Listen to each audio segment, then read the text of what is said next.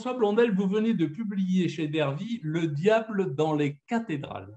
Oui. Est-ce que la représentation du diable dans les églises romanes, qui étaient tenues par des moines, et dans les églises gothiques, plutôt tenues par des séculiers, est-ce que cette représentation, elle est identique ou elle a évolué? Si oui, comment? Et sinon, pourquoi?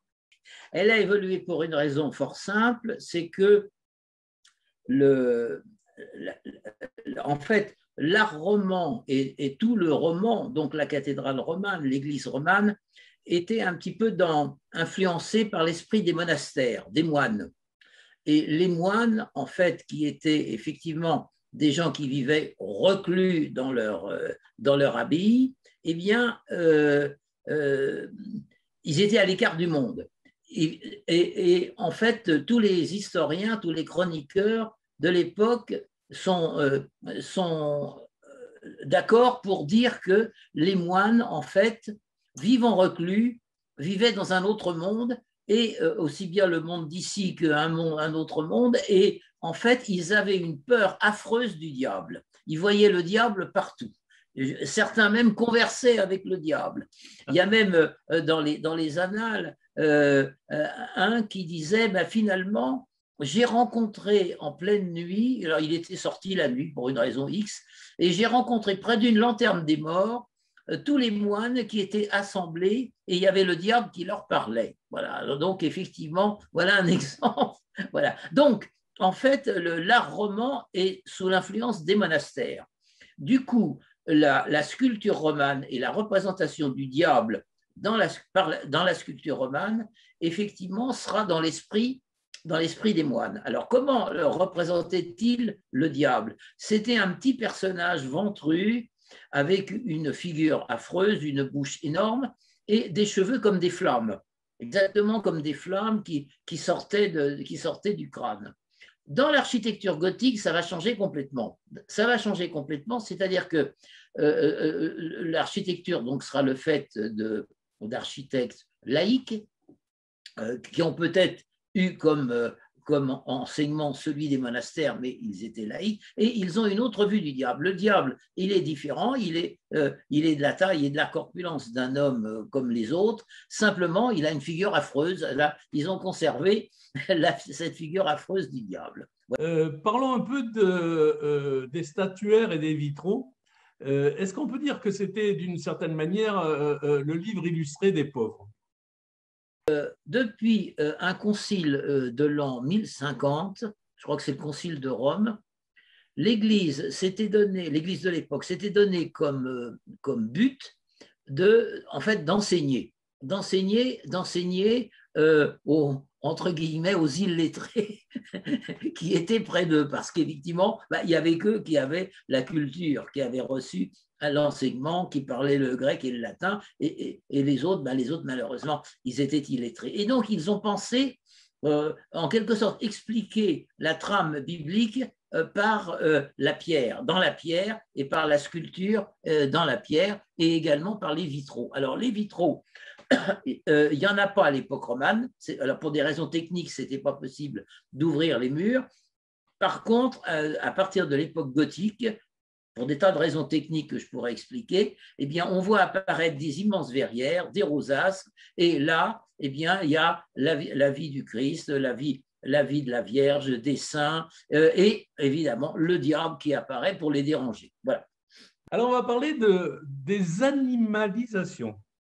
Parce que les animaux diffèrent selon la représentation. Pour le diable, serpent, crapaud, corbeau, ça fait plutôt peur. Pour les évangélistes, ça me paraît plutôt allégorique. Et les gargouilles et les chimères, je n'ai pas bien compris si c'était de la peur ou de la protection. Dites-nous-en un peu plus. En fait, pour les gargouilles et les chimères, on ne sait pas. Tous les avis sont partagés déjà. D'abord, elles ont une fonction différente.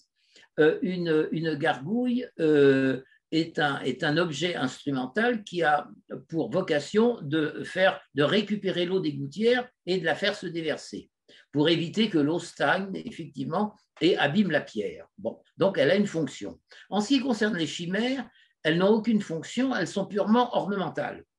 les chimères de Notre-Dame de Paris, par exemple, que l'on voit tout en haut du dernier balcon, qui regardent par terre, le strige, enfin, tous ces animaux fantastiques sont purement décoratifs, et j'ajouterais, sont purement décoratifs, mais ils ne datent pas du Moyen-Âge. En fait, ils datent de Viollet-le-Duc, car c'était dans l'esprit de Viollet-le-Duc que de vouloir représenter le Moyen-Âge sous un aspect un petit peu comme il pouvait l'imaginer à l'époque, un monde fantastique, mystérieux. Donc, en fait, les chimères, donc purement décoratives. Les gargouilles, elles ont une fonction. Alors maintenant, les gargouilles, elles ne sont pas belles non plus, effectivement. Elles ont des figures affreuses, elles représentent souvent des reptiles ou des oiseaux. Alors, pour quelles raisons? Là, malheureusement, on ne sait pas. Alors, il y a différentes hypothèses. Certains ont dit, eh bien, elles sont affreuses, elles ne sont pas belles, en fait, elles rejettent le diable qui pourrait pénétrer à l'intérieur de l'édifice. Bon, moi, je veux bien, mais enfin, c'est une façon de voir. D'autres ont dit, c'est en fait une sorte de code secret que les imagiers, les sculpteurs, se seraient transmis entre eux. Ils se sont peut-être amusés de faire un jeu de rôle, en quelque sorte, entre eux. Alors, les animaux horribles, il y a en premier lieu le serpent et le dragon. Bon, le serpent, lui, Nahash en hébreu, qui veut dire d'ailleurs celui qui veut comprendre. C'est intéressant. Le serpent, il apparaît dès les premiers versets de la Genèse, effectivement, où le diable se serait en quelque sorte incarné dans le serpent. Bon, donc déjà, le serpent a une mauvaise presse. Alors, le dragon, alors curieusement, le dragon qui, dans la culture extrême orientale, chinoise,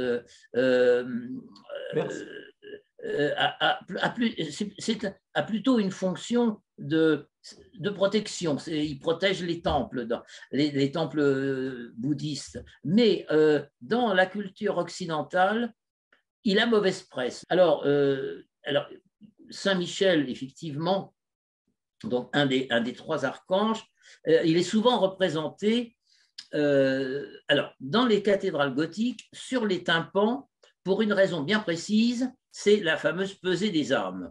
La fameuse pesée des âmes où on le voit tenant une balance et à côté le diable qui essaie de tirer le fléau de la balance, le plateau de son côté pour récupérer une âme. Bon, ça c'est sa fonction donc dans l'architecture gothique. Chose intéressante, dans le début du gothique, Saint-Michel va apparaître comme un ange, avec une sorte d'aube, mais plus les années et les décennies venant, par exemple au XIVe siècle, à la cathédrale de Coutances, qui est de cette époque-là, il sera en cuirasse de chevalier. Il deviendra véritablement un combattant, avec une épée, et là, justement, pour terrasser, là, il ne tient plus une balance tout au moins, dans certaines des vues, il ne tient pas une balance, il tient une épée pour terrasser le diable. D'accord. Les quatre évangélistes. Alors, les quatre évangélistes sont représentés dans la statuaire romane, je dis bien dans la statuaire romane, donc autour du Christ dans une mandorle, sous forme animalière. Alors, il y a le taureau, c'est Saint Luc, le lion, c'est Saint Marc, l'ange, c'est Saint Matthieu, et l'aigle, c'est Saint Jean. L'aigle, c'est Saint Jean, parce que, en fait, quand on regarde sur les tympans romans, il est tout de suite à la gauche du Christ et il le regarde. Pourquoi? Parce que l'aigle, on lui attribue cette propriété de pouvoir regarder le soleil en face. Donc là, il y a effectivement une allégorie que l'on comprend tout de suite. Voilà. Pourquoi le taureau? La force. Parce qu'on considère que l'évangile, donc Saint Luc, l'évangile de Luc montre en quelque sorte un petit peu la force, la puissance de l'enseignement du Christ. L'évangile de Marc, le lion, sa royauté.